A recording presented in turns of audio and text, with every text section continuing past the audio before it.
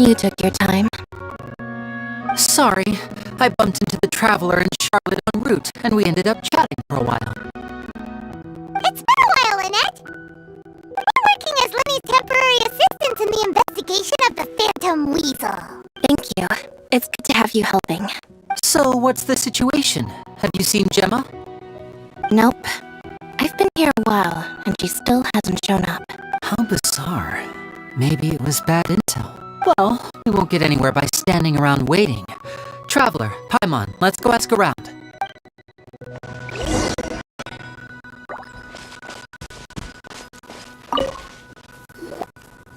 Excuse me, good sir. Do you by any chance know a Gemma?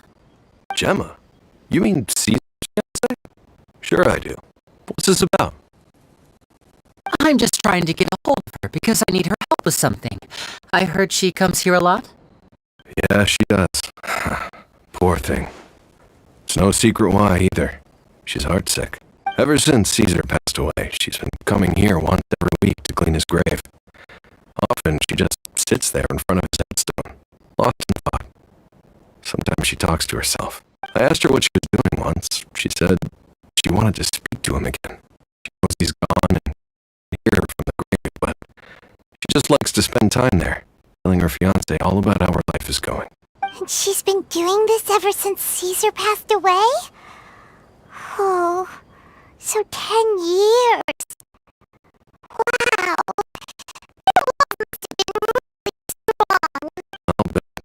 Caesar's reputation fell apart after his identity was revealed, so no one else visits his grave. Gemma's the only one who still thinks about him after all these years. I don't know if the mind lives on in the waters after death, but if it does, I'm sure Caesar must be grateful to have someone who remembers him fondly. If I'm honest, I think this is all so unfair to poor Gemma. Her fiancé was a low-life crook. He doesn't deserve someone like her. Anyway, all of that said, she's running later than usual today. Normally, she'd be sitting in front of his grave by now. I wonder if she's okay. Well, that's everything I know, I'm afraid. You might have more luck asking some other people. All right, well, thanks for sharing all of this with us. We'll keep asking around. You're welcome. I just hope she'll be able to move on one day.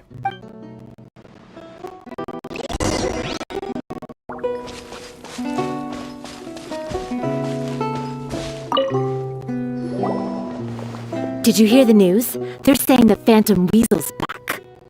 You're kidding. Wait, isn't he dead? I don't know anymore. All sorts of news flying around nowadays. I can never tell what's true and what isn't. But what if, just hypothetically, I mean, what if this Weasel's the real deal and Caesar was framed? Called it. Seriously, 10 years ago, on the day it all went down, I said to myself, you know what? This guy's been set up. The Caesar I knew was a good guy. He gave balloons to children on the street, for Pete's sake. What, are we supposed to believe that he was a balloon thief or something? Give me a break. Oh, please. Weren't you the one cursing his name to high heaven when the police announced the news? You were all, that gosh darn lousy son of a, you think you know a guy, or words to that effect. Wait, did I say that? I don't seem to recall. Hello there.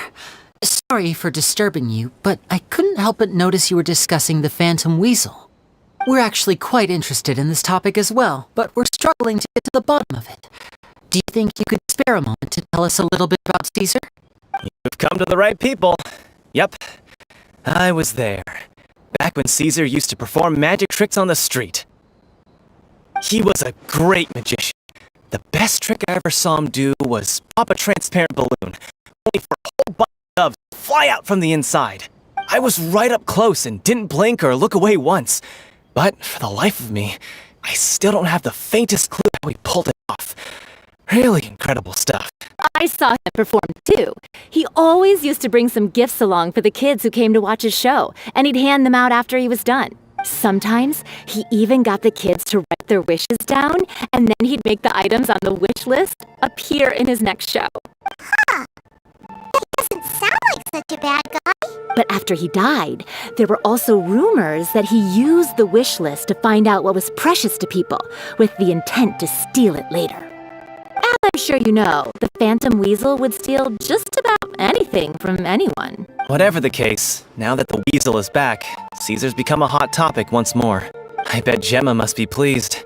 If Caesar's name gets cleared, maybe it'll finally give her some solace after all this time. Oh, speak of the devil.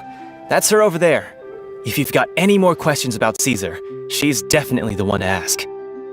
So that's Gemma. Is it just Paimon, or does it look like something's wrong?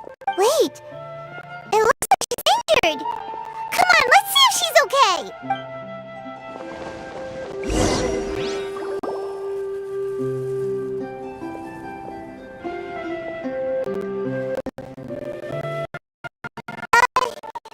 Hi there. Who's asking? Don't be afraid, we mean no harm. It looks like you're injured. How bad is it? Thanks for your concern, but you didn't answer my question. Who are you, and what do you want with me? My name is Linny, and this is my sister Lynette. My name's Paimon, and this here's the Traveler. We're investigating the Phantom Weasel. The Weasel posted a warning letter this morning. If he still lives, that means that Caesar was falsely accused. You knew Caesar better than anyone else. So if you're willing, we'd love to hear what you think about all this. I promise you can trust us. We won't hurt you. In fact, we'll do all we can to keep you safe. I never believed that he was the Weasel. Huh. I suspected as much. Okay, so going back 10 years, do you remember anything strange in the weeks leading up to the accident? Did Caesar have a falling out with anyone, for instance? No, not that I know of. Got it. All right, sorry for disturbing you. If you don't have any more questions, please leave. I want to be alone with him.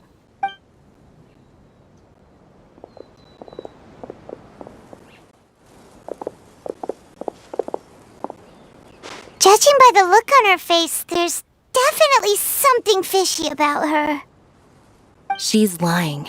She definitely knows something. That's fair. We're just a bunch of strangers who showed up and started questioning her about things that happened a whole decade ago. It makes sense that she'd be wary around us. In any case, I doubt we'll get any further here, so let's call it a day. Meet me outside Hotel de Boer tomorrow, and then we'll start the next step of our plan.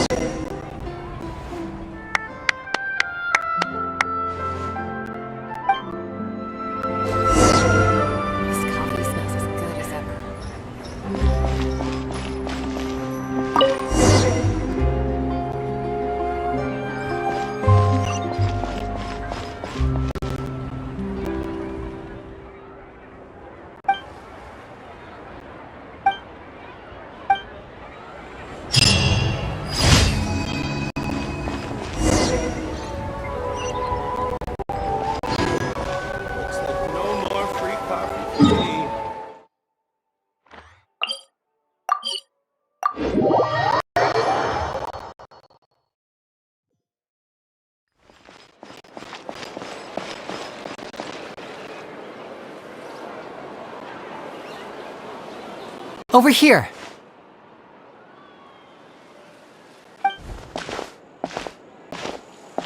Lynette's not joining us today? I've had her follow Gemma and see if we can make any inroads with her. They should be at a cafe right now. Still, I don't think that Gemma's likely to open up to us. So, we need a contingency plan.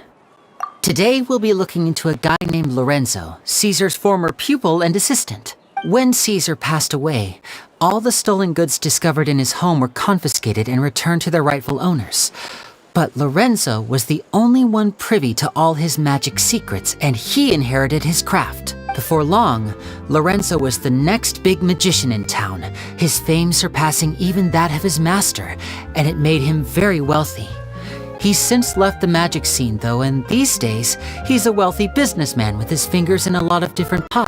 I had to pull a lot of strings, but I managed to get him to agree to a couple of drinks with me. Be warned though, I hear he's got a hair-triggered temper. We'd best be careful.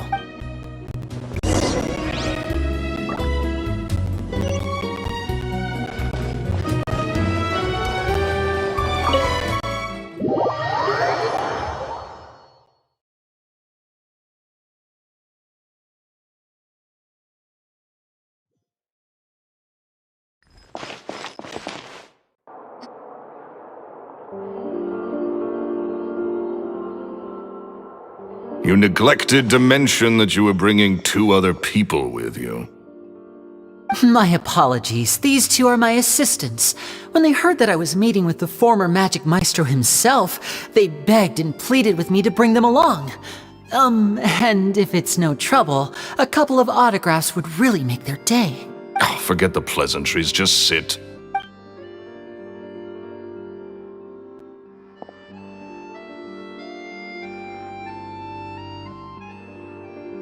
Get a load of this guy.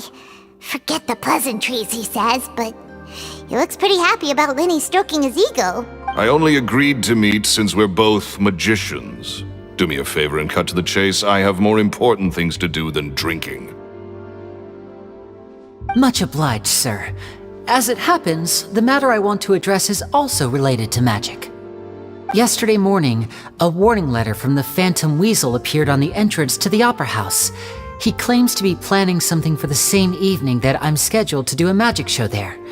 As such, I believe that I may well be his target. I have to get to the bottom of this to ensure that my show can go ahead as planned. Naturally, any investigation into the Weasel starts with a few questions about Caesar, who... What is there to investigate? Caesar was the Weasel and he's been dead for 10 years. So what if some sick creep thought it'd be funny to write a warning letter? It changes nothing. Are you trying to tell me you actually bought it? Please, sir, no need to get so worked up. I do concede that a copycat is but one possibility. Possibility? It's a fact, Linny. Look, my patience is limited, so listen carefully while I'm still willing to put up with you. The Weasel is dead. Period. Everyone knows that, so do yourself a favor and quit this investigation. It'll lead you nowhere. Look, if this affects your magic show in any way, I will personally compensate you for any losses. Oh, sir, I'm honored, really. But this isn't about finances for me. My pride as a magician is what's at stake here, Lorenzo. Copycat or not, this person has thrown me the gauntlet, and I must meet their challenge head on. Your pride? Don't mince words with me, boy. Just tell me, what exactly are you seeking to do? I want to find out the Phantom Weasel's true identity. I have to know for myself what really happened 10 years ago. What would that accomplish? And what do the events of 10 years ago have to do with you, anyway? Look, you of all people should know that a magician never reveals their secrets. And in any case, dead men don't talk.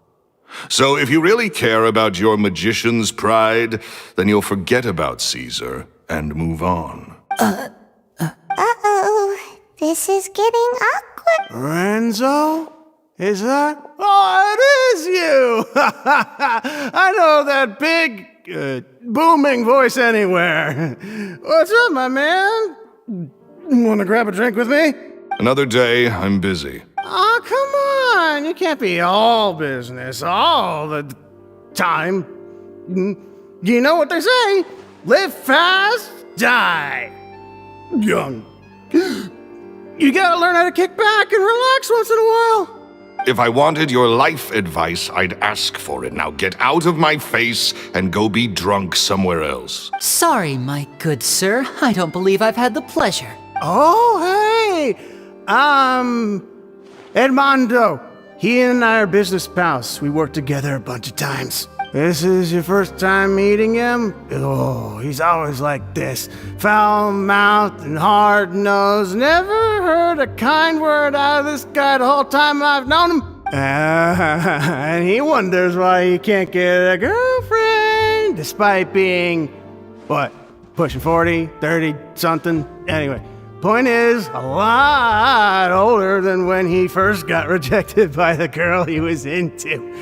And he's still into, from what I hear. Shut up and get out of my face. Another word out of you and you can forget about doing business with me ever again. Do I make myself clear? Sorry, I may have had a little too much to drink. All right, I'm gonna leave. Don't work too hard.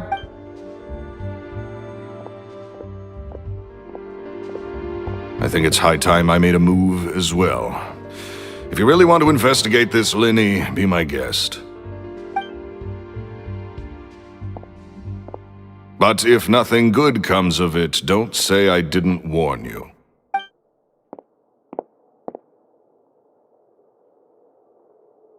Well, that fell to pieces in a rather spectacular fashion. Any thoughts? Totally. And what was all that about compensating you for your losses? Why would someone you just met make an offer like that? He's gotta be hiding something. And not like Gemma. She was a little suspicious, but this guy's definitely covering something up. I think so too. We need to look into Lorenzo more closely. That guy Edmondo seems to know a thing or two about him. He only just left. Let's see if we can catch up with him.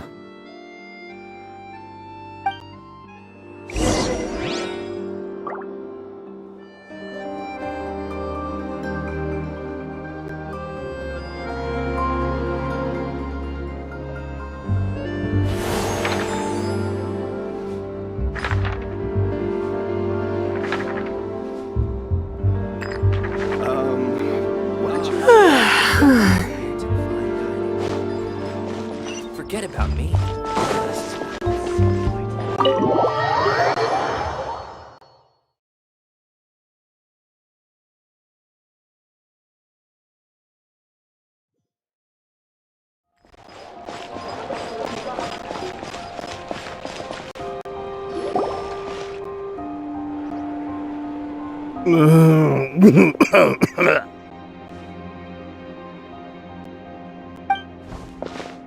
You okay there? Who are you? Oh, it's you guys. Don't worry about me. I must have had one too many. I just need to ride it out. I say way too much back there, didn't I? Yeah, I nearly talked myself into complete financial ruin. Note to self, no more drunken chats when Lorenzo's around. So he was serious about threatening to cut you off? Ugh, Paimon knew he was a bad egg. Hey, just keep your voice down.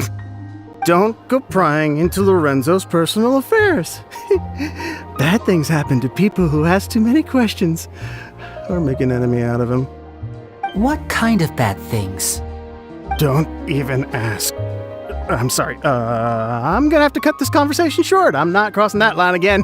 And take it from me, trouble with Lorenzo is one thing you don't need in your life. You saw him flare up back there. I don't know what you said to him, but clearly it touched a nerve. That's not a good sign. You're too young for this. Don't get in over your head. I'm leaving.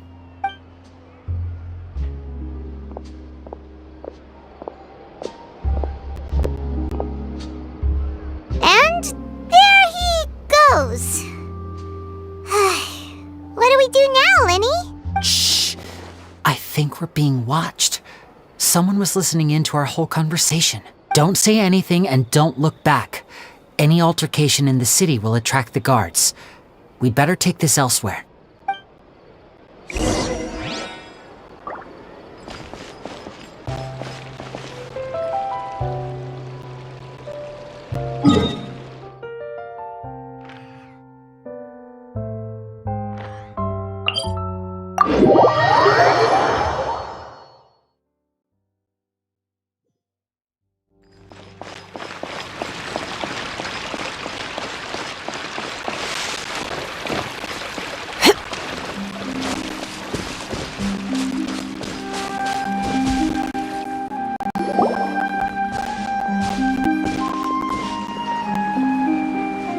You followed us a long way. Why don't you come out and introduce yourselves? So you're Linny. And where's your sister? Ain't she with you today? Save us the trouble and go fetch her for us. Let's not drag this out. Paimon doesn't like the tone of your voice, mister! Who sent you, huh? Save your questions, missy. You ain't gonna need answers where you're going. Capiche? Looks like we can't avoid this fight. Now, I'm not the strongest fighter, so I hope you're ready to back me up. Don't worry, we got this!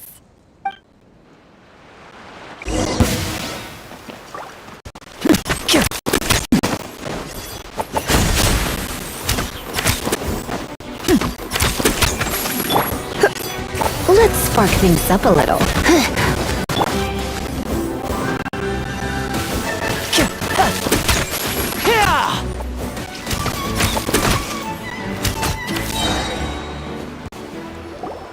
Curses. They're tougher than we thought. Vision wielders are always trouble. Intimidation ain't gonna work like it did on the lady. Come on, let's scram! Hey, wise guys! We ain't through with you yet! Oh, they got away! Did you catch what they said just before they left? Something about intimidating someone else. Sounds like they just wanted to rough us up as a scare tactic. And they've already done it to someone else, but who? You're right. She was injured when we saw her yesterday, and she acted like she had something to hide. Maybe she was too scared to tell us the truth because those guys had threatened her. Well, if that's the case, she should be more willing to open up to us once she learns that those thugs won't be bothering her anymore. Let's head back to the cafe and see if we can get any information from her.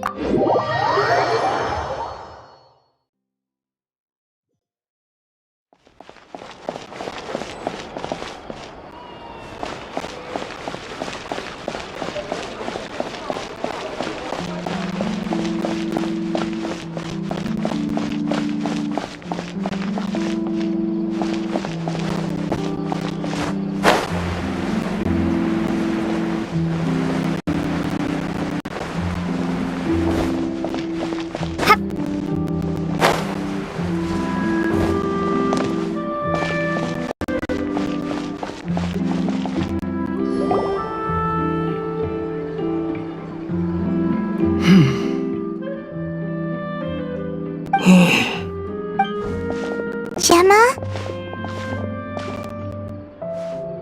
You again. What is it this time? We just ran into the men who've been threatening you, and we gave them a taste of their own medicine. So, you can relax now. We're here to protect you. What? Why? I didn't tell you anything. Why would they come after you? Sounds like they're no strangers to you. That's putting it mildly. I know them all too well, and I hate them with every fiber of my being. It's been 10 long years, and still every time I try to look into Caesar's death, they show up and warn me not to do anything stupid. How do I know I can trust you? Do you really think you can get to the bottom of it all? And why are you doing this? I'm afraid I can't reveal all the details just yet, but I can promise you this. I will expose the Phantom Weasel's true identity. Because you see, this is a personal matter of the utmost importance. I give you my word. Trust me. Okay. How can I help you? I've heard that Caesar used to have a magic workshop where he kept a lot of his personal effects. If possible, I'd like to take a look at them. Do you know where it is? The Fuscus. But the place was sealed up by the police after his death, and no one's been there since. I also know that the Fuscus is dangerous territory. Lots of hostile groups lurking around. If you're serious about going there, please be careful. Understood. Lynette, you stay here and take care of Gemma. Don't let her come to harm. Got it. But if I'm staying here, I'm ordering dessert. I mean, bon appetit. But stay sharp, too. They're likely to come for you while I'm away. Okay. Alright. Power saving mode off. I'll start taking this more seriously now.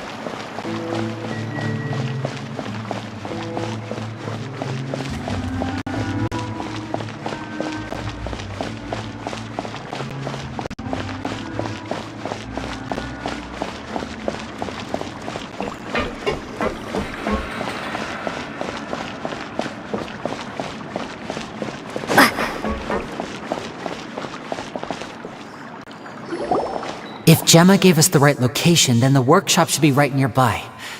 Huh. Looks like these boxes are blocking the entrance. Let's shift them away first. There we go. It should be just down here.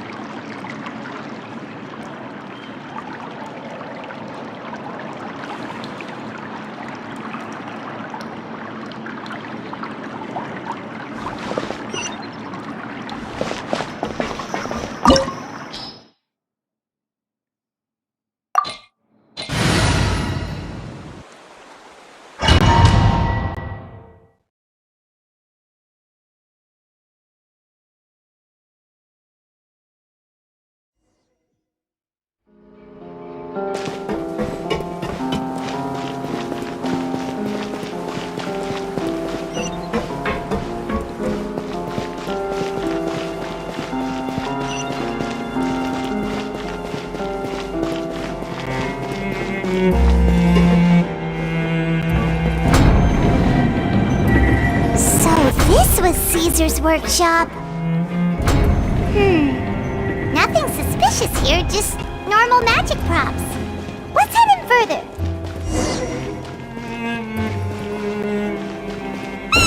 What was that? Oh, is this one of Caesar's gadgets? Guess we must have triggered some sort of device.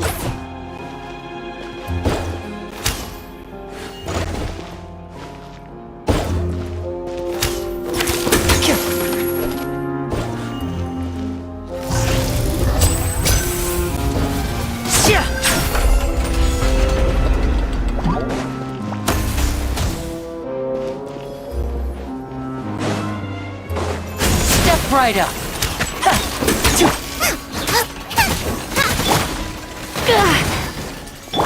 Boba, get them!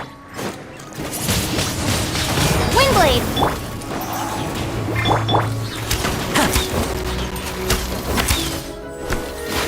And voila! Here comes the finale.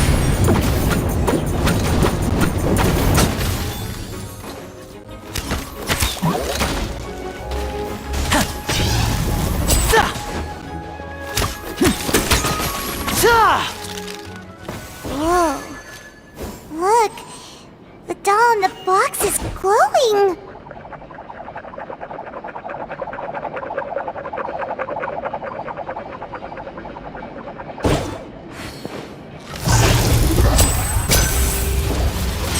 There's something written on the card on this doll.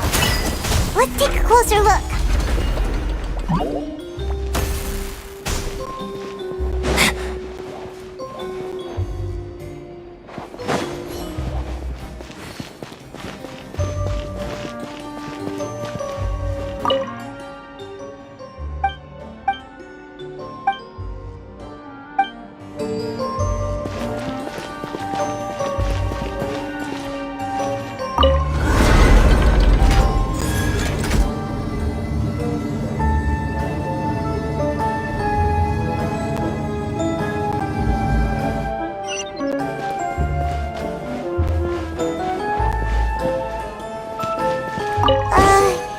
These magic boxes are moving.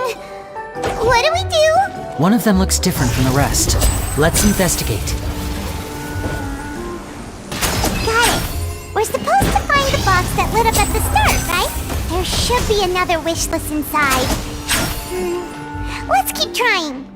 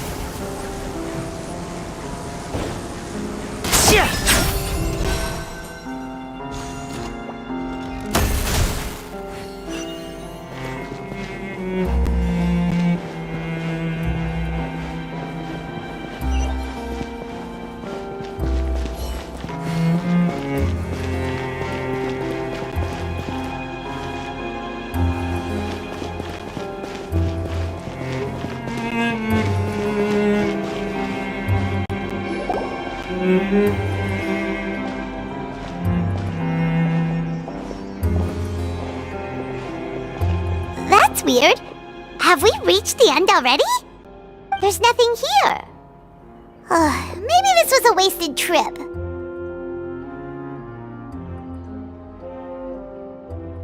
This place seems a little too ordinary for a magician's workshop. There's a distinct lack of mystery. We've triggered quite a few devices on the way here. I'm starting to wonder whether Caesar built this whole place as one big, elaborate magic contraption. If so, then there must be more to this place than meets the eye. Maybe a hidden room somewhere. Aha! If I just move this book, then hopefully... and... presto! A secret passageway! How did you know?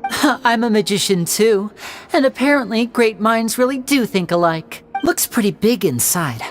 Let's head in and take a look around.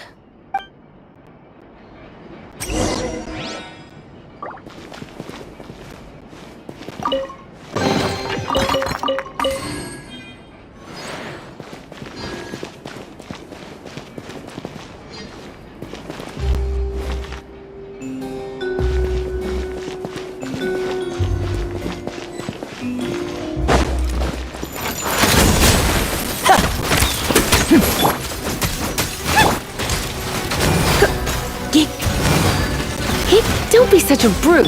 Life goes on. You're toast!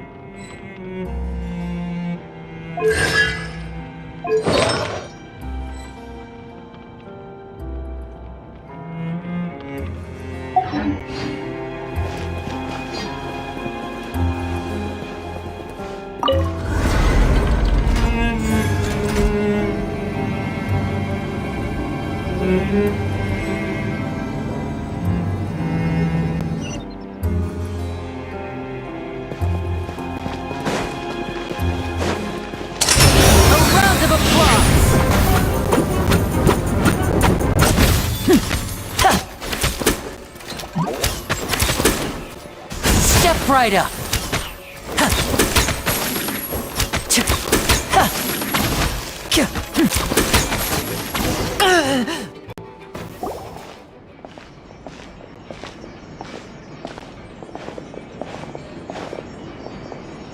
Why have you stopped, Lenny?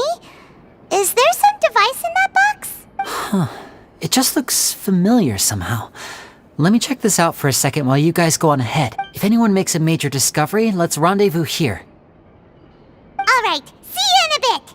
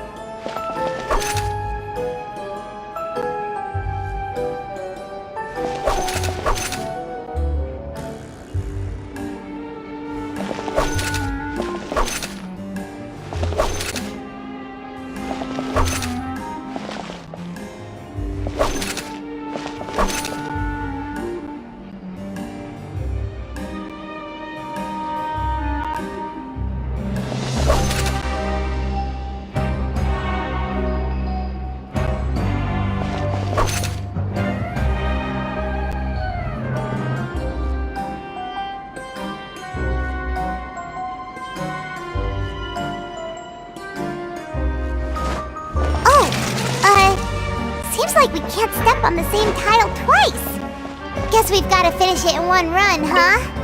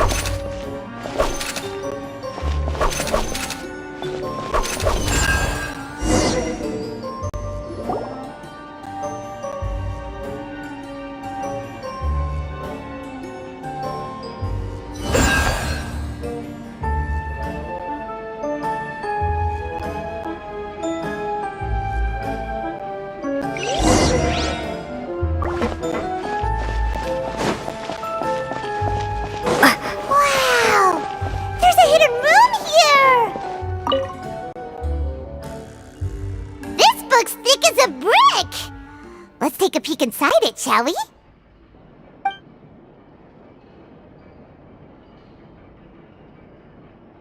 At one of my shows a few days ago, a child asked me how I pulled candy out of my hat.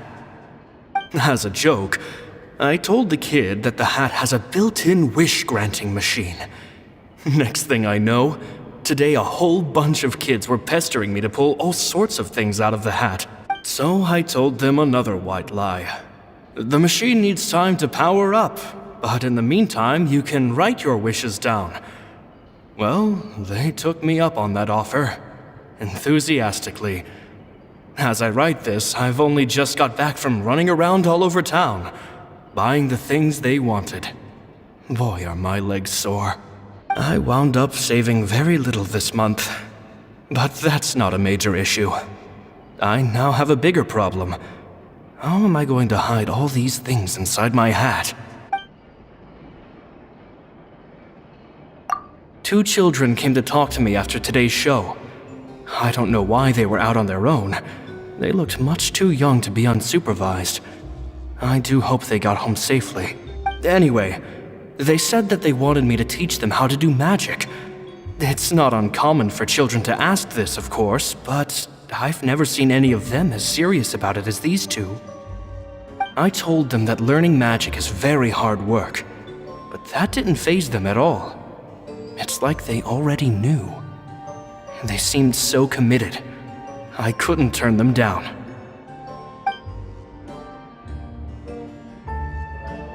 It seems like something's bothering Lorenzo lately, but he won't open up to me about it. Surely he's not upset that I agreed to teach those 2 children. I'll have to talk him around. I have a good feeling about those kids.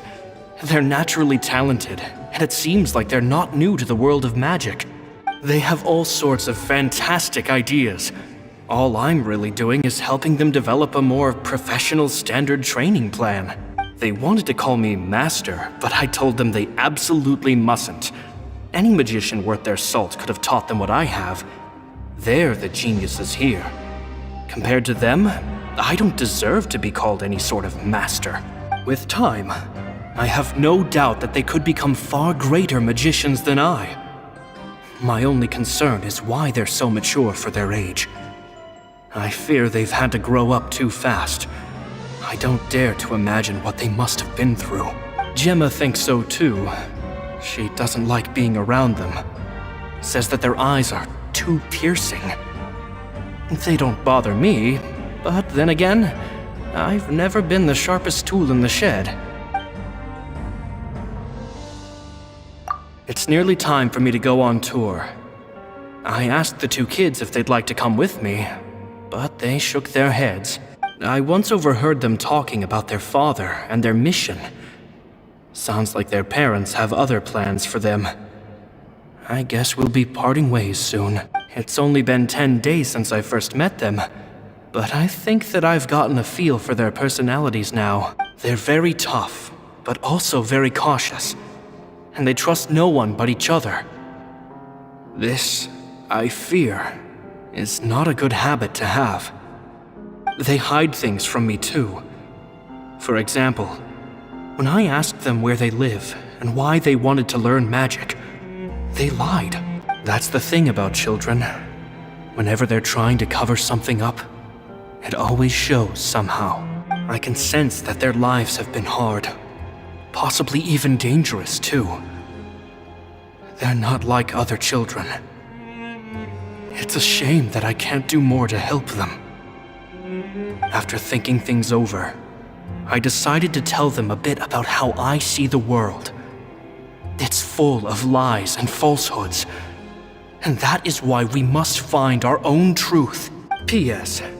I hope they won't find my nagging annoying. Children are so opinionated nowadays. Will it do them more harm than good for someone they've only known 10 days to lecture them like that? P.P.S. Maybe I'm overthinking this. Children aren't interested in grand philosophies. It probably just went in one ear and out the other. I bet they've already forgotten every word I said. Oh, Caesar, Caesar. Just mind your own business next time.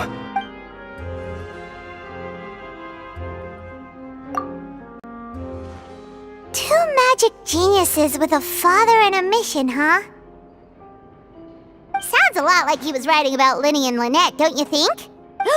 So did they meet Caesar when they were kids? Let's go ask Linny!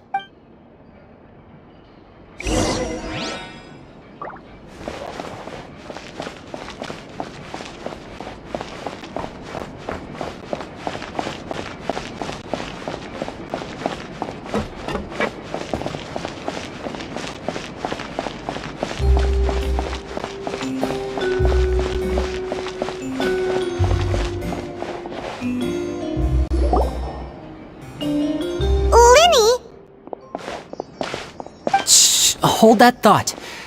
As I expected, there's a lot of fishy things going on in this place. Fishy? Uh-oh, what have you found? All in good time. Before we go over our new leads, I want to tell you how a high-altitude escape is performed. First, the magician slots themselves into a magic box in full view of the audience. The box is then suspended high in the air, and a short while later, the base automatically opens. At this point, a dummy will fall out of the box, but it looks real enough to grab the audience's attention, and they start wailing and screaming. Meanwhile, the real magician, who has by now blended into the crowd, waits for a good moment to make their appearance and put on a hysterical performance. Oh no! Is that me? Did I just fall to my death? Very vivid description. Paimon can really picture it. And then what? The audience's gaze then turns to the magician, and by the time they realize what's happened, the dummy has vanished, as if everything that just happened was some sort of shared illusion. Of course, that's just how I think the process should work, theoretically speaking. The inventor of this trick never performed it successfully. When the box opened, Caesar was the one who fell out, and not the dummy. He fell right to the ground from the highest point of the opera house. No one could hope to survive that fall, not without a vision at least, and no one else has ever attempted this trick since. My understanding of how it works is just based on what I could gather from his notes and the relevant gadgets here in his workshop. So Caesar's famous high-altitude escape has never been done, huh? Paimon was about to say how cool it would have been to see it in person, but if it's that dangerous, it's probably for the best that no one else tries to do it. Wait a second. So if a dummy's supposed to drop out of the box, then where does the real magician go? How does he get out? Glad you asked. That brings us to the secret of said box. This box right here is the one that Caesar constructed himself to use in the performance, and it's not as simple as it looks. Inside, there's a device that only the magician himself would know about. Once the magician's inside and the box is lifted up into the air, the audience's view of the box is fixed at a certain angle. From where they're standing, they have a clear view of the front, sides, and bottom, but the back and the top are now no longer visible. At this point, the magician presses a button inside the box, opening a secret door out of view. He then escapes through this trap door onto the opera house roof, waits for the dummy to fall and distract the audience, and quietly returns to ground level. That's way simpler than Paimon imagined. Even Paimon could probably do. Well, there's a little more to it than that, of course. The hardest part of this trick is controlling the audience's mood and reactions. That takes an exceptional degree of showmanship. There's the falling dummy, the miraculous reappearance, the pompous performing. Maybe the magician would even have themselves tied up before it begins to strengthen the impression that there's no escape. Many days and nights of careful research and painstaking practice would have gone into this, all culminating in a performance just a few minutes long, but one that still manages to transform the shock and grief of a tragic accident to the joy and laughter of a mesmerizing magic trick. Caesar was a highly accomplished magician. But unfortunately, even he didn't manage to pull it off. So, how did it go so wrong? You said you found some fishy stuff here. Have you figured out what really happened? I can make a pretty good guess. I looked into the case files. The magic box Caesar was using at the time of his death had the secret button I mentioned positioned on the right-hand side. And, sure enough, he always used his right hand as his dominant hand in public. Okay. Nothing suspicious there. But here's the strange thing. Most of the devices in this workshop have the mechanism on the left-hand side, including this box right here, which leads me to believe that Caesar was in fact left-handed. Because a magician can't afford to have their most basic habits stand out too much. People naturally focus their attention on the most important details of the task or situation at hand. But a magician needs to be able to redirect an audience's attention at will so as to avoid arousing their suspicion. The essence of magic is getting people to believe a lie. If even the truth raises eyebrows, the falsehoods become all the more difficult to mask. And so, Caesar trained himself to use his right hand to align with his audience's expectations. Great magic always requires sacrifice, but in his most stressful and nerve-wracking moments, and when no one was watching, reflex would kick in and he'd use his left hand. That's why he set his gadgets with the mechanism on his left. Exactly. I think that's likely what happened. Caesar would have been under a lot of time pressure during the escape. He'd have had mere seconds to open the hidden compartment, retrieve the dummy, then open the secret door and make a swift escape. But I'm sure he was confident. He would have rehearsed countless times to the point where it was second nature. He'd barely need to think about what he was doing because muscle memory would guide him through. So he opened the compartment, took out the dummy, checked everything was in order, and then went to leave. With his left hand, he reached for the button, and suddenly, his heart skipped a beat. It wasn't there. Much like when you reach for your keys but find your pocket empty, his mind needed a moment to process what was going on. Instinctively, his left hand would keep feeling around for the missing button, maybe for another second or two, until the bottom of the box gave way. With the stakes being as high as they were, just a 2-second delay cost him everything. The authorities would find nothing suspicious and conclude that his death was due to his own error. When in reality, someone switched the boxes, and they did it to murder him. But how would they be able to make the switch without being noticed? That would be difficult to pull off, no? It would have to have been someone who knew that he was left-handed, and who could move his props around without arousing suspicion. Someone who was always by his side. Isn't that right, Lorenzo? You just couldn't let sleeping dogs lie, could you? There's not a lot of people who'd go to all this trouble for some magician who died 10 years ago. I didn't want to have to do this, you know. Silencing you the hard way just creates more problems for me to deal with. But I gave you your chance. I hoped you'd do what's good for you and back off like the lady, but you disappoint me. You mean Gemma? So you are the one who's been threatening her! Yes, although however stubborn she might be, she was never much of a liability. But you people, you never even knew him, but for some reason you just wouldn't drop it. Which is why you can't leave this place alive. Take them out, and make it quick. Do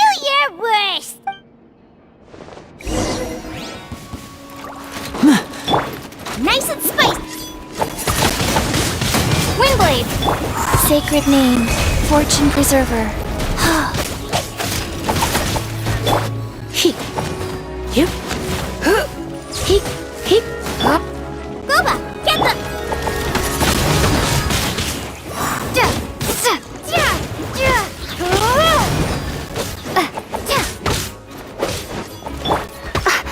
Hop. Heep. Yep. Hop.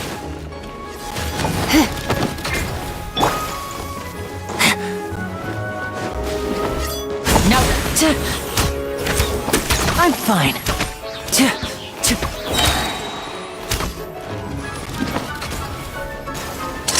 Let's get this show on the road.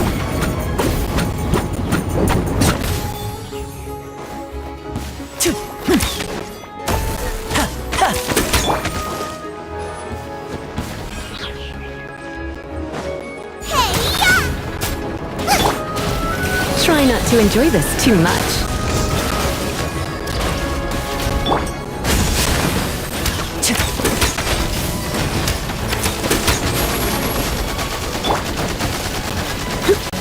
Yep.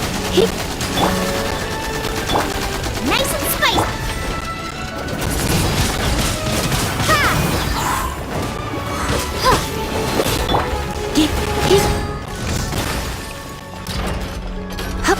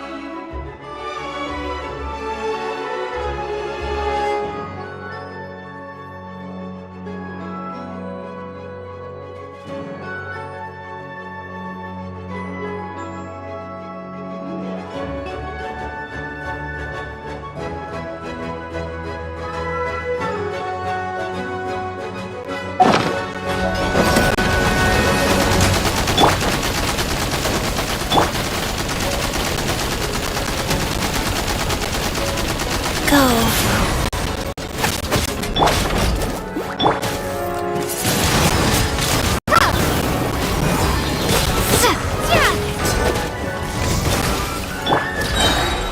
And voila! Here comes the finale!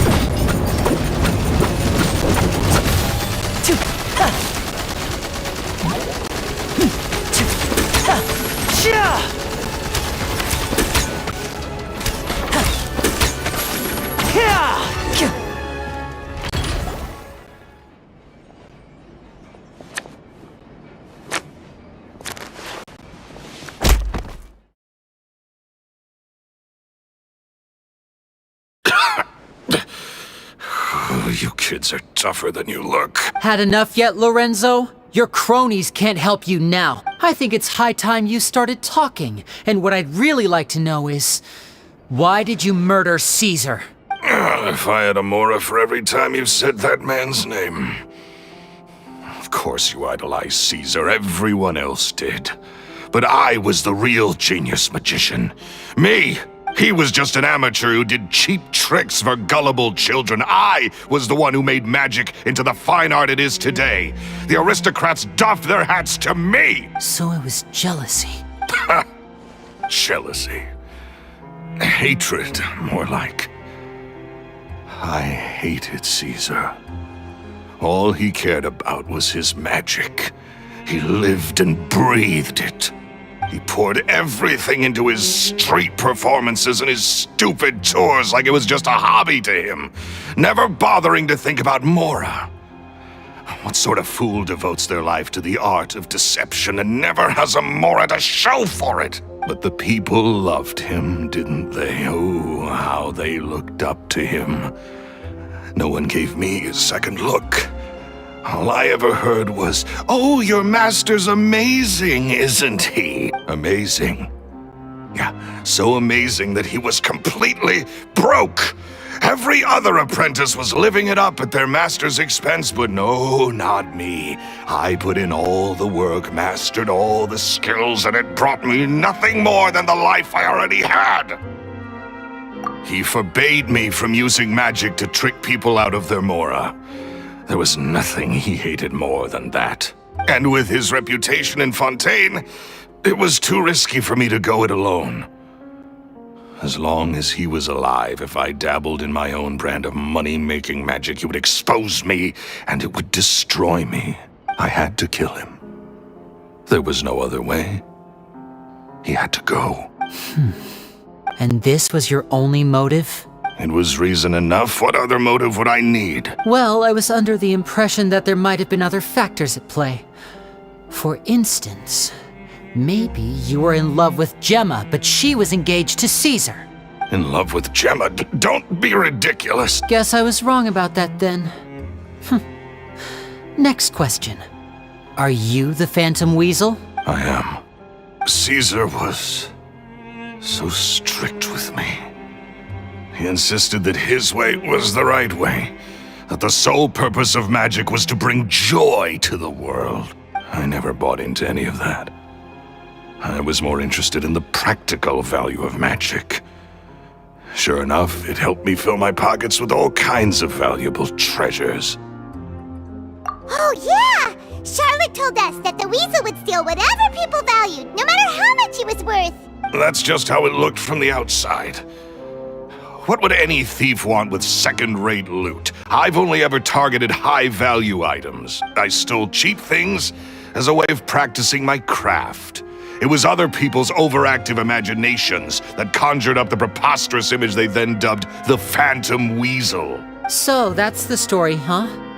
Well, I hope you're ready to tell it all over again during your trial. What choice do I have?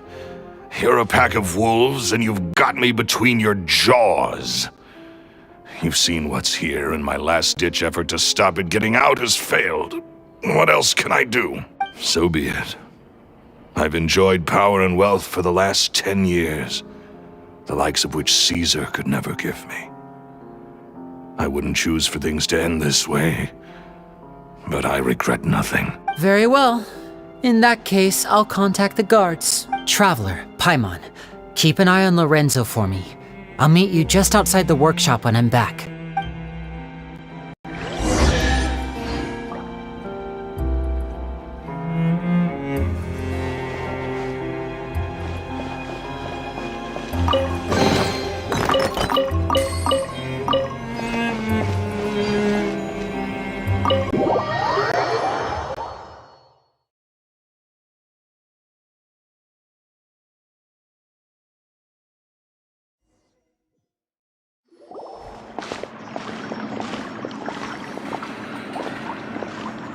Lily has told me the whole story. Lorenzo, do you confess to the murder of Caesar and to framing him for the Phantom Weasel's crimes? Look who's finally developed a conscience. What kind of disciple murders their own master? I hope it was worth it, because there'll be hell to pay.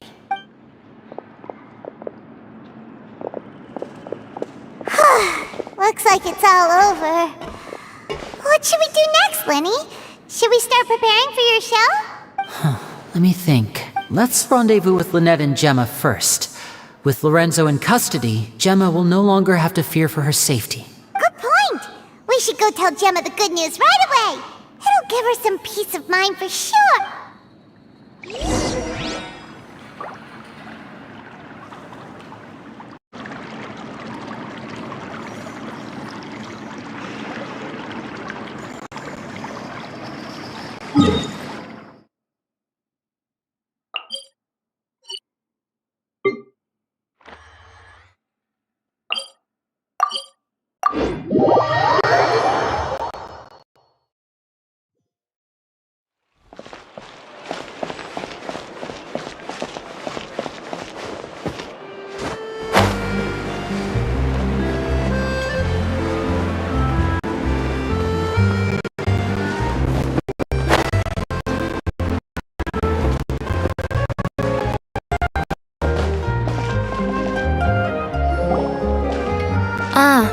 You're back. You were so quick. I've only just finished my third dessert.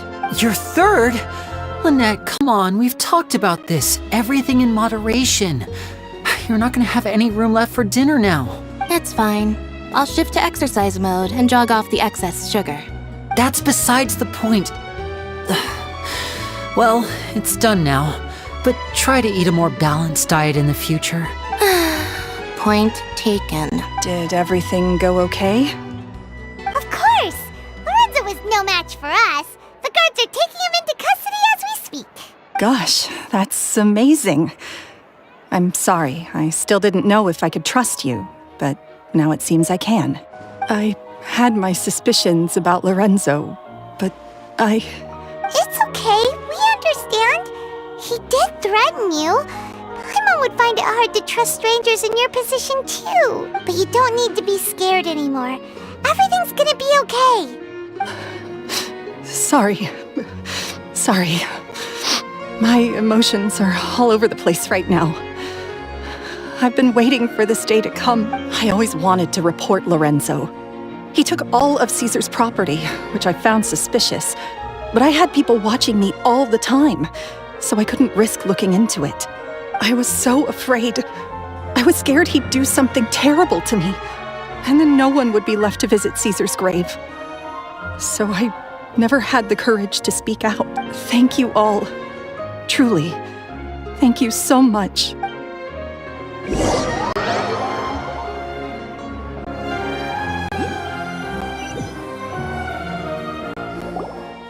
Thank you all for clearing Caesar's name.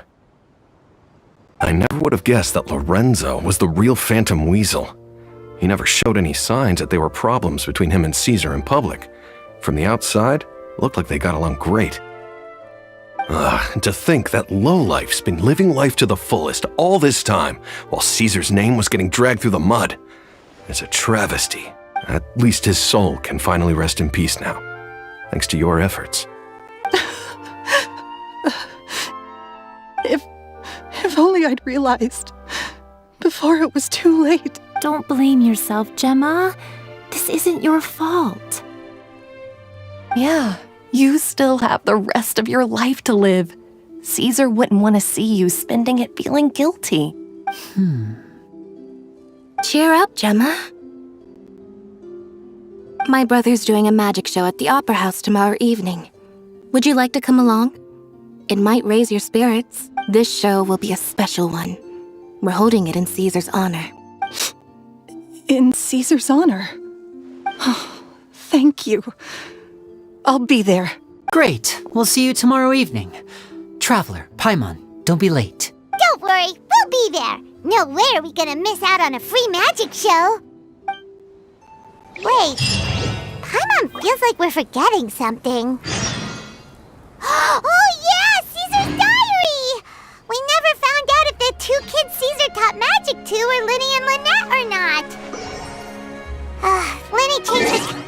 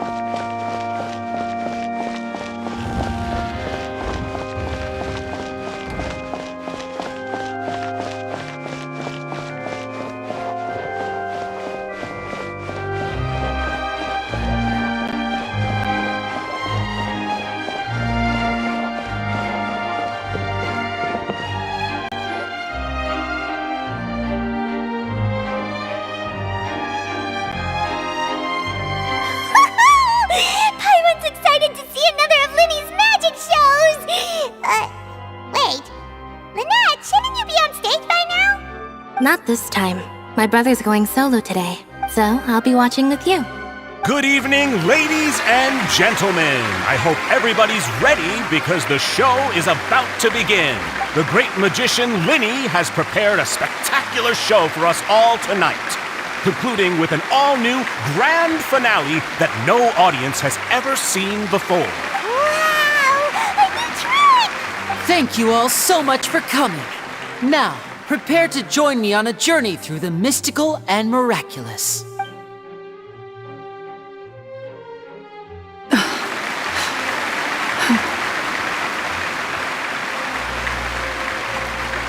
Exciting stuff, isn't it? Yes, it's just... It reminds me of him. No wonder. Caesar was a famous magician too. So, how did you two first meet, Gemma? Well, I was out on the street once, and I saw him performing for little children. Children love magic, because they're willing to believe in things that can't be rationally explained. Caesar had this amazing way of bringing them into a dreamlike world.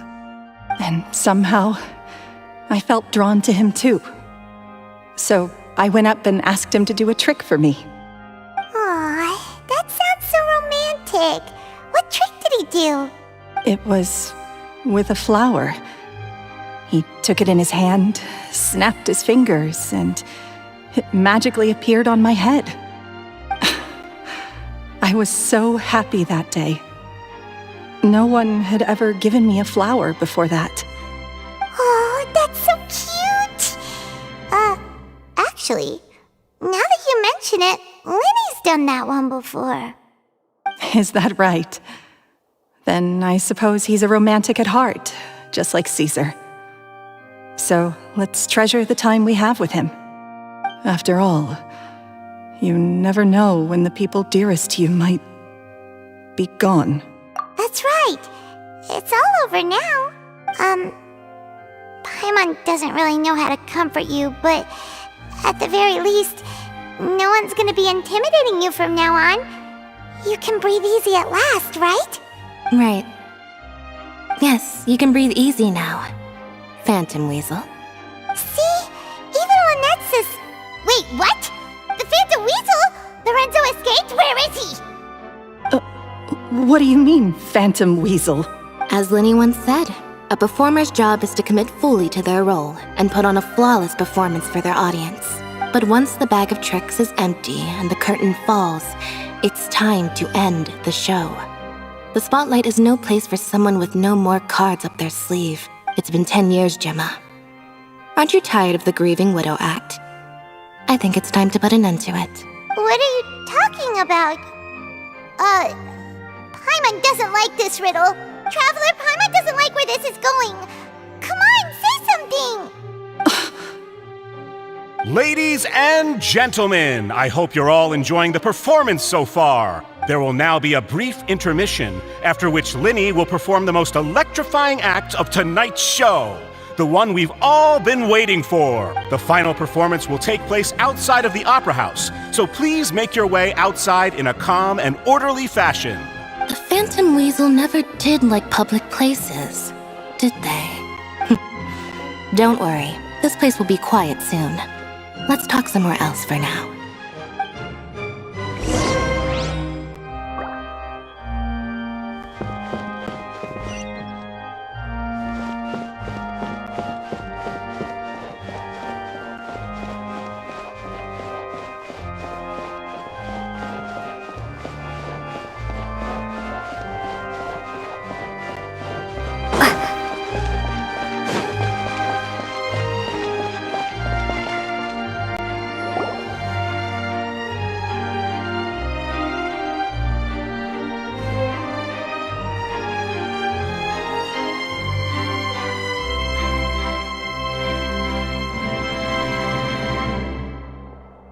Dear me, this is awkward, isn't it?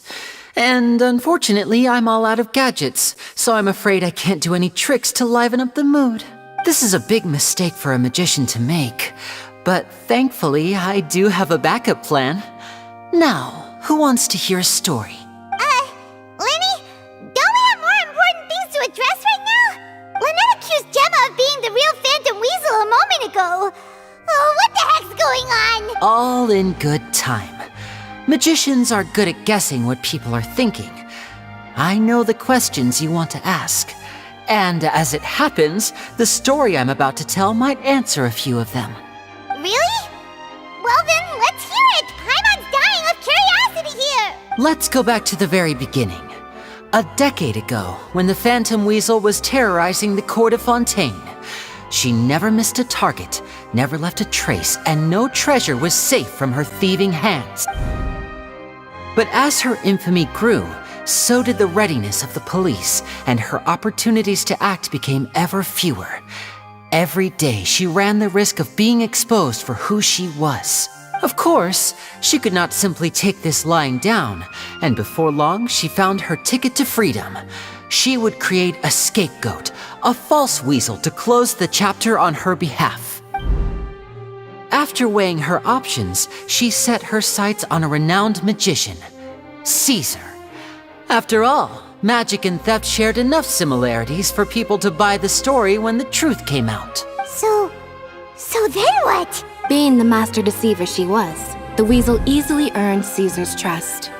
Now, all that remained was to frame him for her countless crimes. But as she was considering how to make her move, she noticed Caesar's aggrieved pupil, and a new thought entered her mind.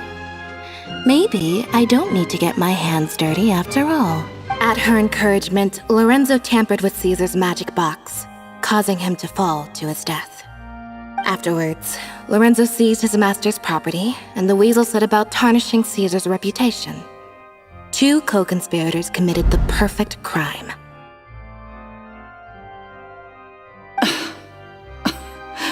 I've got to hand it to you. You're both exceptional storytellers. It's enough to make even me wonder whether there was really another mastermind behind all this, pulling the strings. But I just have one question. You seem to think that I am the villain in this tale. What's brought this on, Linny? Is it something that Lorenzo said? Don't worry, Lorenzo said nothing at all. But I never believed that he was the weasel, and in fact, my investigation only made me more certain of that. He was too forthcoming with his confession, as if there was something else he was trying to hide. How disappointing. So you'd sooner trust Lorenzo than me, even without a shred of evidence?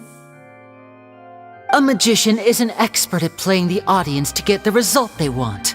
And I have no doubt that you, Gemma, are equally talented in this regard. With a little help from Lorenzo, you put on a very convincing performance.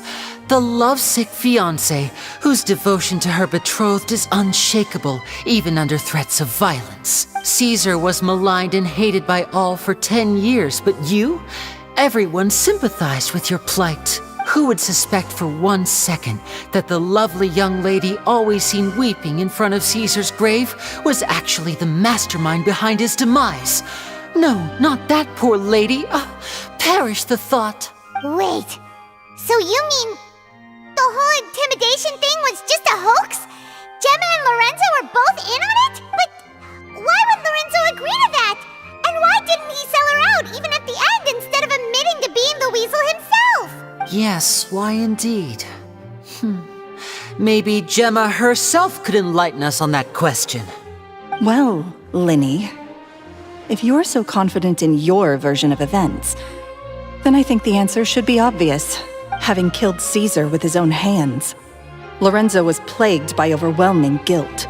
Revealing the Phantom Weasel's true identity would serve no purpose. But if the weasel remained free, then she could take care of Lorenzo's loved ones. An excellent answer, though sadly a little dull. Is that right? Well, don't let me bore you. If you'd care to change the topic to something more interesting, I'd be much obliged. As a matter of fact, there's one thing I'd really like to understand.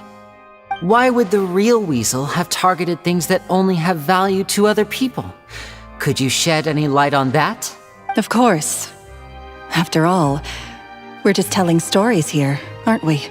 If I had to guess, I would say that the real weasel must have had a terrible childhood. Left to fend for herself after her parents died young. Betrayed, scorned, beaten. She'd scrounge waste paper from garbage bins to draw on, using twigs and dirt for lack of ink and pen. She'd sew ugly rag dolls from whatever scrap material she could get her hands on. This was her only source of happiness in life. But it was all she needed, and she was content. Until the world decided that even this was too good for her. Once again, she was betrayed. And this time, everything was taken from her. She felt like life was a miry pit that dragged her further down the more she struggled to escape. At that tender age, she should have been happy. Instead, she stood in the shadows and watched with envy as all good things in the world passed her by. This was a fate too cruel for anyone to bear. Her pain became a breeding ground for dark thoughts. Thoughts which festered and grew into a twisted solution to her troubles. I detest the happiness of others. In all its forms alike, I will rob them of everything they hold to be good and true. And it will fill the void in my soul. That's some yourself. Now it all makes sense. Does this story satisfy you, Linny? Yes, it is quite to my tastes. Thank you for helping to clear up my confusion. Huh. That's right. What drove you to write that letter, Gemma? What were you trying to achieve there? Because without that, none of this would have ever come to light. She didn't write the letter. After 10 long years, I'd hoped that the Phantom Weasel would be consigned to the history books by now. But it seems like someone still wasn't ready to let her finally be at peace, Linny. Or should I call you the Phantom Copycat now? You were the one who posted that letter outside the Opera House. But why? Very sharp, Phantom Weasel. Still as shrewd as ever. Well, no need for me to be coy about it. Our goal was to clear Caesar's name. The most straightforward way to change the public's impression of Caesar was to force the Weasel to show themselves. That's it? You had no other agenda? Of course we did. We made it quite clear in the letter, I believe. I shall take from you that which you hold most dear, just as you did to me 10 years ago. 10 years ago? You mean Caesar's death? You met him? Wait. Oh, I get it. You were those two obnoxious kids. It's been so long, and you're all grown up now. I didn't recognize you. He taught you magic back then, didn't he? For what, 10 days or something? And you went to all this trouble. Why? Because you feel like you still owe him something?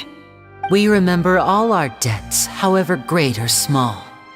10 years ago, Caesar's reputation was torn to shreds and his legacy was thrown out. 10 years on, and no one cares what the truth is anymore. But we did not forget, and so we came to find you. And? What exactly did you take from me? I'm still standing, as you can see. Lorenzo has admitted to everything. I'm free. Free? Do you really think so? Caesar once told me that even though the world is filled with lies and falsehoods, we must find our own truth. I think that applies to you too. Truth can take many forms. Prized possessions with nostalgic value, fervent hopes and dreams, and irreplaceable people. Life took many things from you, and those wounds never healed. When they ached unbearably in the dead of night, stealing became your way of numbing the pain. What are you trying to say? I'm saying that for the last 10 years, you've been living a rather uneventful life. Perhaps that's because you found something other than a life of crime to fill the hole? Back to Lorenzo for a second. He murdered his own master, played along with your act, and took pains to make sure any suspicion would be directed towards him. But what did he have to gain from all that? He knew who you were and the things you'd done, and despite that, he was willing to give everything up for your sake. He's the reason that you haven't felt the compulsion to steal in all these years. You're more than just accomplices in murder. You're the only real friends each other has.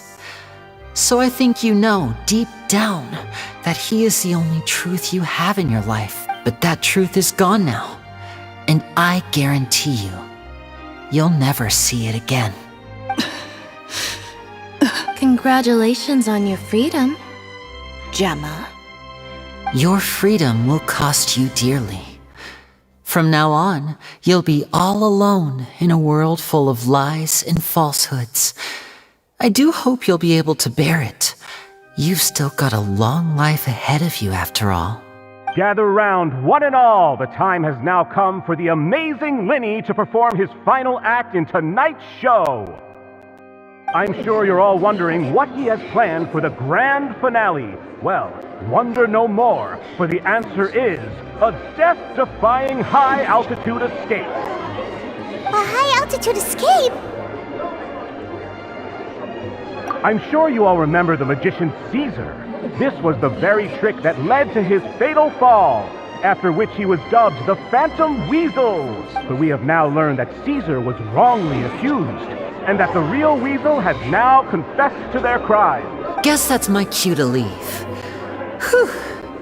I've been practicing this one for ages now, but I'm still a little nervous. Traveler, Paimon, I hope you enjoy the rest of the show.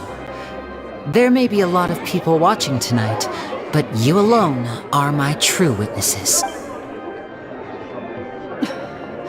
Lenny, wait. You two hid a lot from Caesar. He went to his grave without ever knowing your secrets. So what about now? Are you an open book?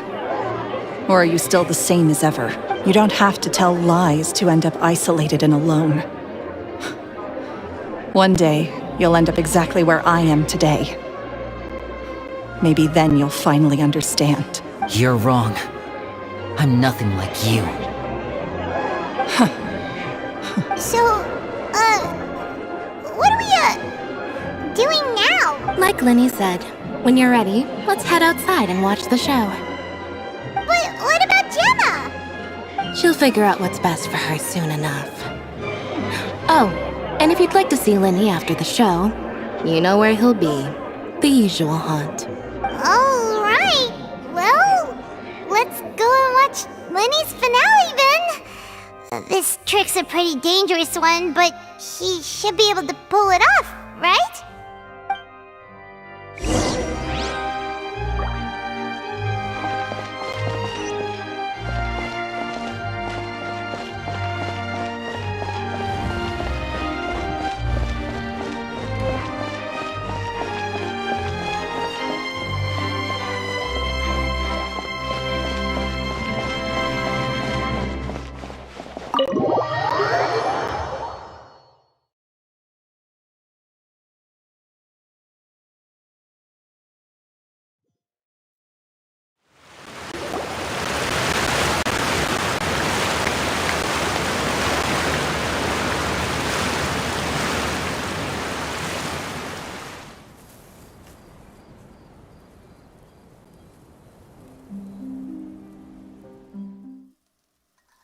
Magic should be mysterious, surprising, and defy logic. Magic is hard work. Every single movement has to be practiced thousands of times. It's alright. We're used to that.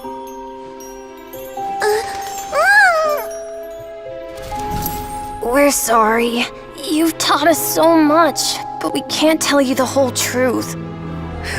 It's okay. Do you still remember what I told you?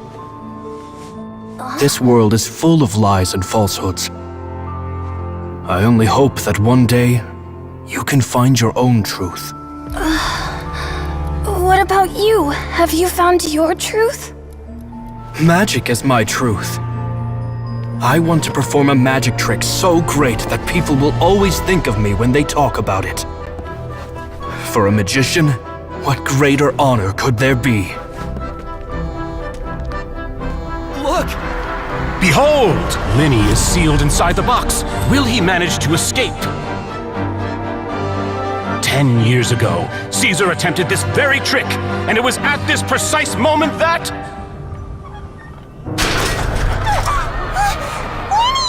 Watch out!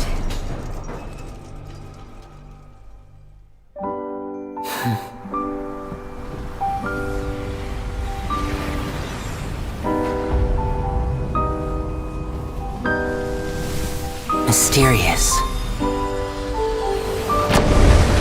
Surprising. And logic-defying. Isn't that right?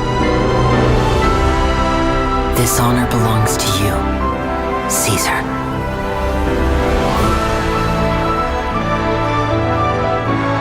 I'm just sorry it's a little late.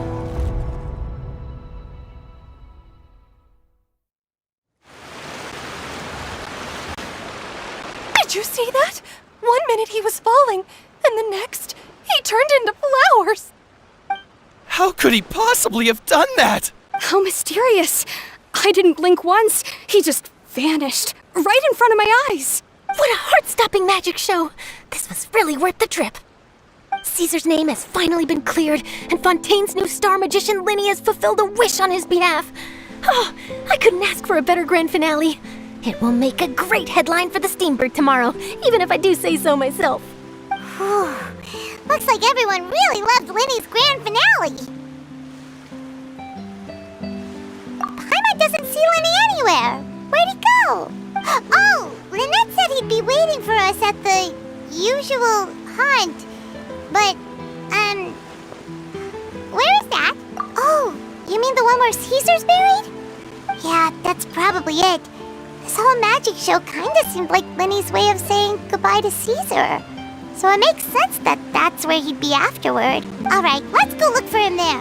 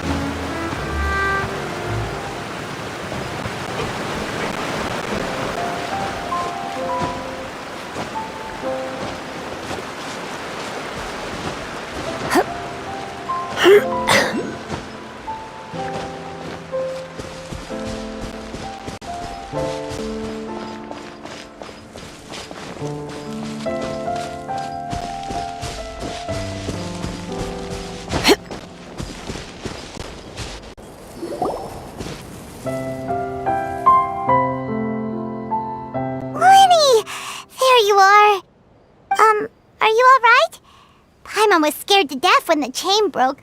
Paimon was sure something had gone horribly wrong. Magic is a performance art. A magician has to get creative to keep the audience on tenterhooks. That's our job. So I tweaked Caesar's original setup a little to keep it fresh. I was honestly a little nervous during the live performance. The thought of falling, suddenly feeling weightless, seeing the sky and the ground spinning and spinning. Sometimes, I can't help but wonder what Caesar thought in those final moments. Did he regret taking Gemma and Lorenzo on? Or did he believe that it was his own slip-up right until the end? You know, Paimon's been wanting to ask you about something ever since we were in Caesar's workshop. You learned magic from Caesar once, didn't you? When was that? After I joined the House of the Hearth. To be honest, Lynette and I had an agenda when we approached him. I told you about my past before, remember? As a young boy, I survived by secretly learning magic from street performers. I'd watch their tricks and try to figure out how they were done. But I quickly realized that observation alone could only get me so far. What I saw was the polished final performance, but the rigorous training they put in behind the scenes remained invisible to me. I needed to learn how to improve my sleight of hand, hone my misdirection skills, and make niftier props. We were gifted enough that we'd made some progress by ourselves, but without proper guidance from a professional magician, we quickly plateaued. So that's why you sought Caesar out? Yes. We figured there was no harm in asking, but it took us by surprise that he was so willing to teach us. In all, we only spent 10 short days together, but he was very good to us. By contrast, we hid so many things from him.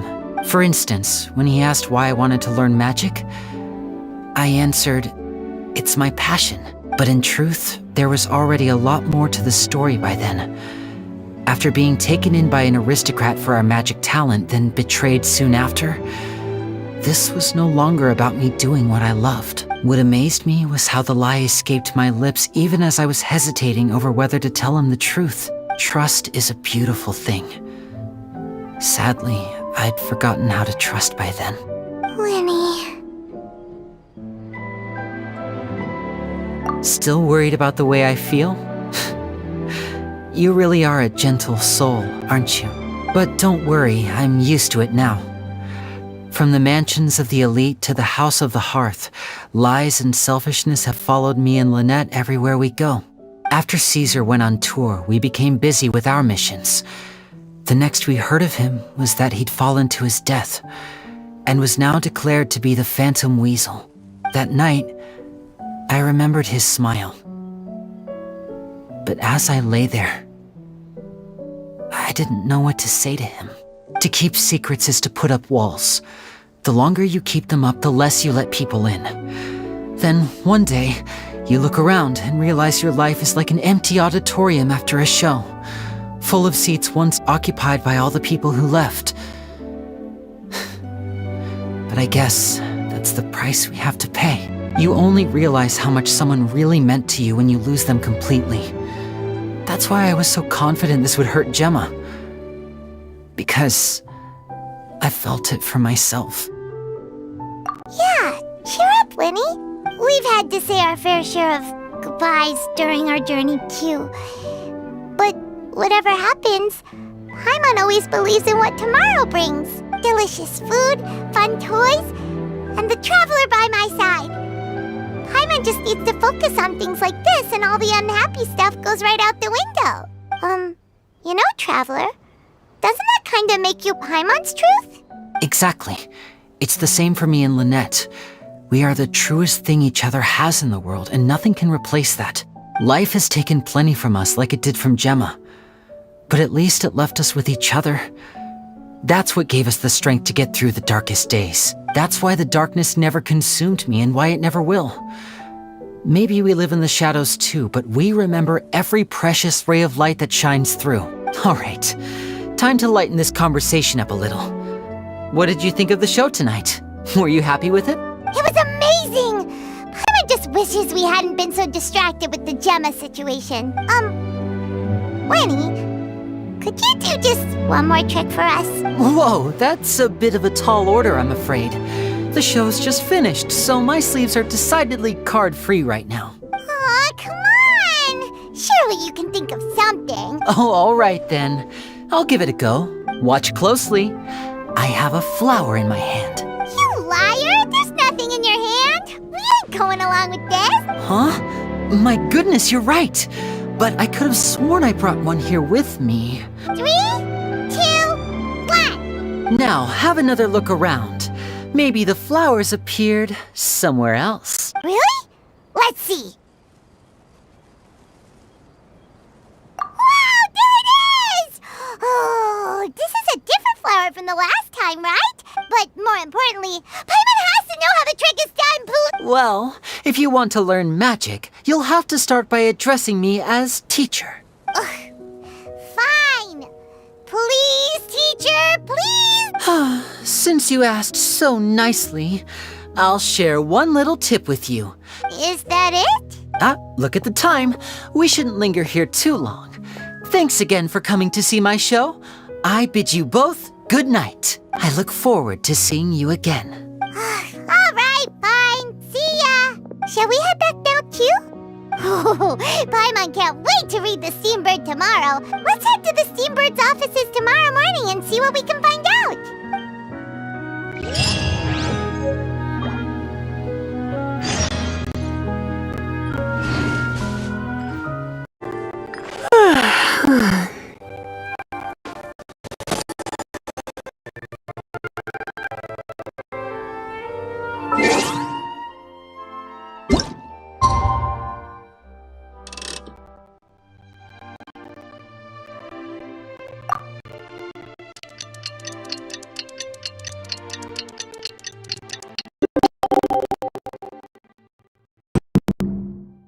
Why not keep me company for a while? There'll be plenty of time for work later.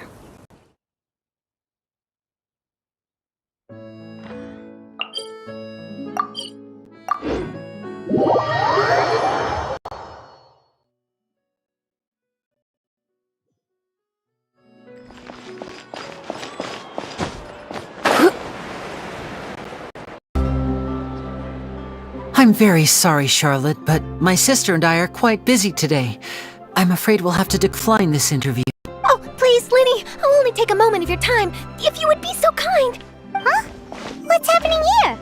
I spent all night writing my piece about the Phantom Weasel, and it was going to go to print this morning. But just as dawn broke, I suddenly received news that Caesar's fiancée, Gemma, had contacted the guards and confessed to having been the real Phantom Weasel all along. That was quick. Too late, bro. That was quick, you say? It sounds like I've got some catching up to do. Please, fill me in. Whoops. Aha! My instincts did not lead me astray. You do have something to hide. Gemma turning herself in must have something to do with Linny's performance last night.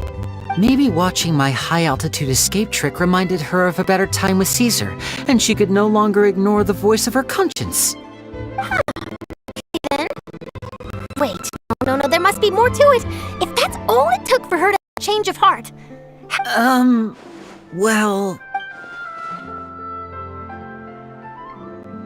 Oh, I remember now! You and Gemma were nowhere to be found after the show. What happened between you? Quickfire question! Where did you all go after the show? Oh, we went to the cemetery and Linny did a private magic trick just for us. Actually, glad you mentioned it, because that reminds Paimon. Guess what? Linny started using rainbow roses in his tricks. What? I don't recall ever having received a rainbow rose from you myself.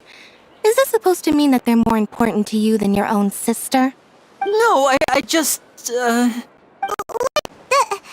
now? Oh, did Paimon say something wrong again? This is getting pretty awkward. What do we do, Traveler? Seems like this interview wasn't meant to be. Well, never mind. There's always next time. Forgive my persistence, but when there's explosive news waiting to be found, I can't turn away. The news about Gemma has already made waves, and I'll stop at nothing to get to the bottom of it all. Apparently, one of the things she said to the guards was that her final wish is to see Lorenzo one last time. There's clearly a web of complicated relationships there. Can't blame me for being curious. All right, I guess I'll leave you to continue the rest of your conversation in peace. Bye for now.